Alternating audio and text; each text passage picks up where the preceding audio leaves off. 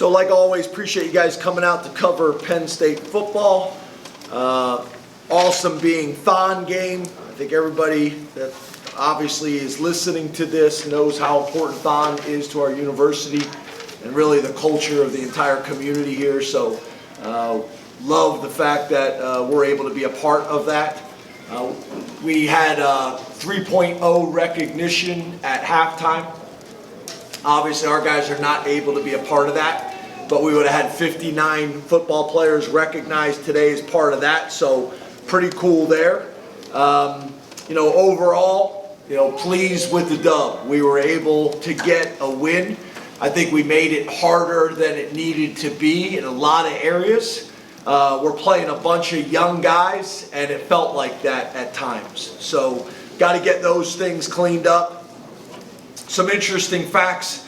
We've shut out an opponent for the 5th straight season. The last time Penn State shut out an opponent in 5 straight seasons was 1972 to 1976, and that hasn't happened in a long time, and we've done it with a number of different coordinators. Nick Singleton and Katron Allen both eclipsed 3,000-yard rushing mark today. They're 8th and 9th all-time in program history. Both over 3,000 yards. Dom DeLuca with his 3rd career blocked punt. So ton of cool stuff.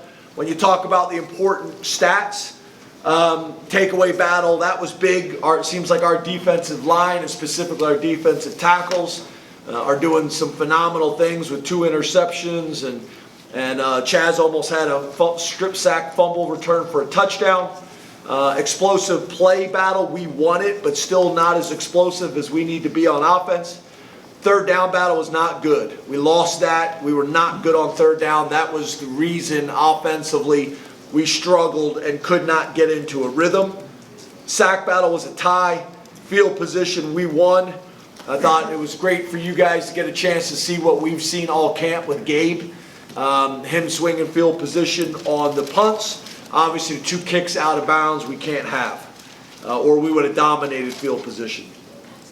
And then penalty battle, we won that as well. Middle 8, we won that. So some good things, but not where we need to be.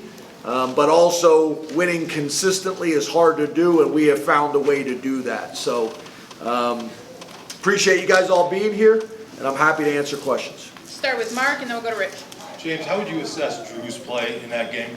Yeah, I didn't think he was in his normal rhythm. We had some drops. He had some throws that he normally makes that he didn't. Obviously, that was a major factor for us on 3rd down as well.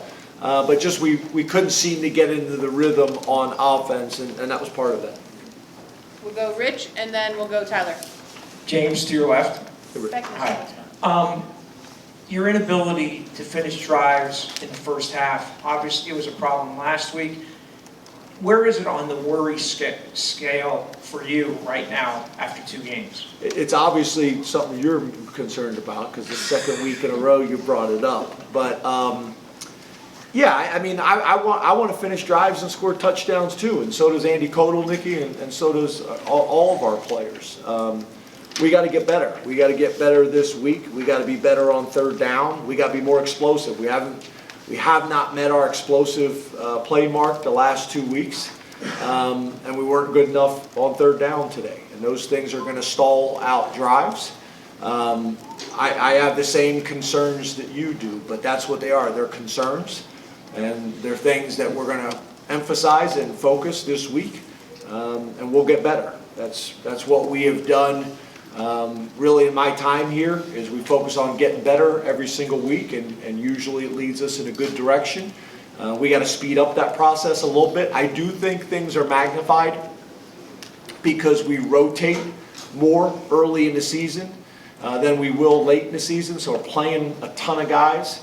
We're playing a lot of reps for those guys, and there's some mistakes that are coming with it. So we get into some crunch time, there'll be less of that rotation unless they've earned it.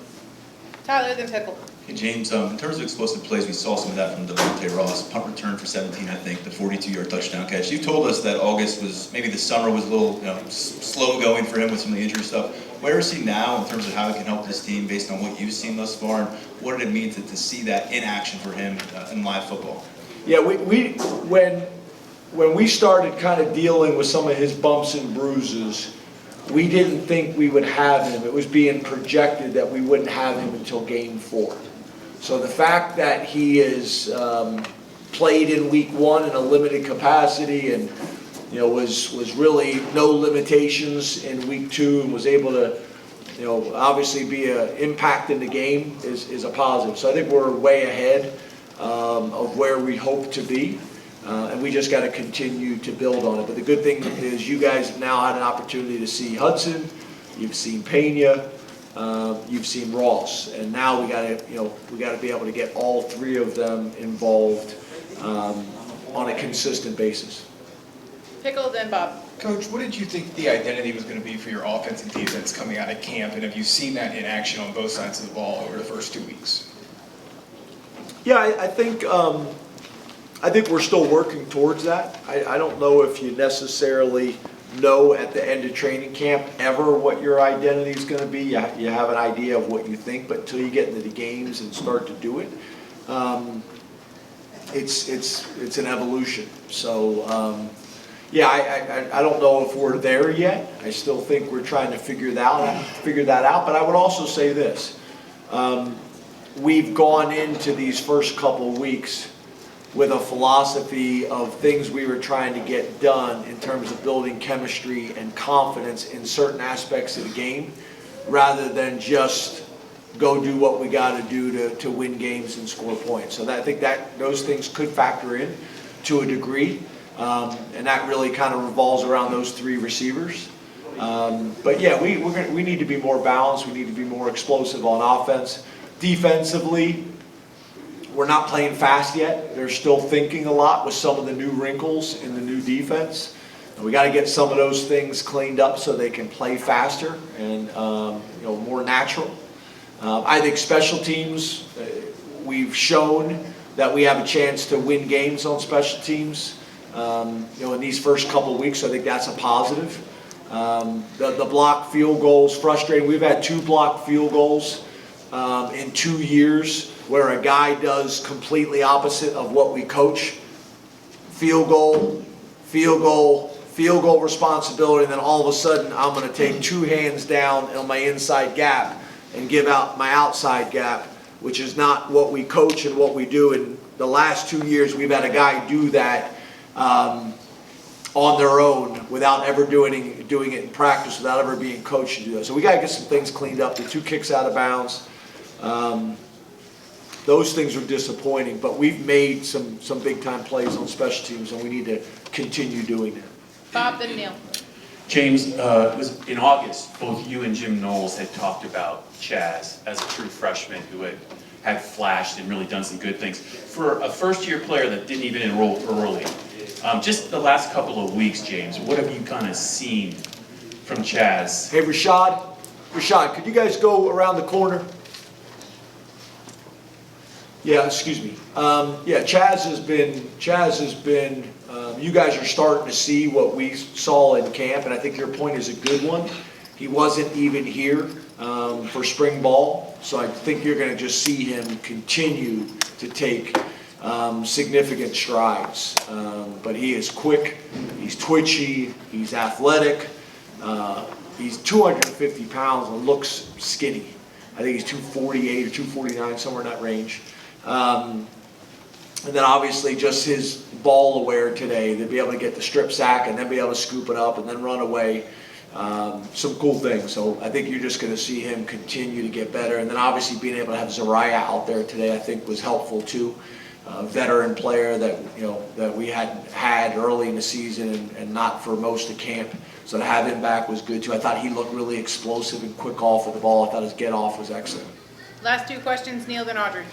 James, you mentioned He's in the back, right? you mentioned the depth. Can you comment on the intensity today? Were you satisfied with that? You did have a noon start. Was that did that satisfy you? Can you comment overall on the intangibles of how the team played with today? Yeah, obviously we started out sluggish. We did not execute the way we needed to early on. for a number of reasons. Obviously, third down was a factor in that. We missed some throws, we dropped some passes. We allowed them on defense to stay on schedule too often. So yeah, combination of all those things. But no, yeah, I would have liked to see us start stronger and faster. I do think that's a better football team. I think they're gonna have a good year in that conference. Standing out there on the field, they got some good looking players, and I thought they were coached well, and I thought they were efficient with what they did today. So, got to give them a ton of credit. But yeah, no, I was not happy with how we started. Starting fast on offense, defense, and special teams. We did not do that today. Last question, Audrey. Hey, James, over here. Yeah.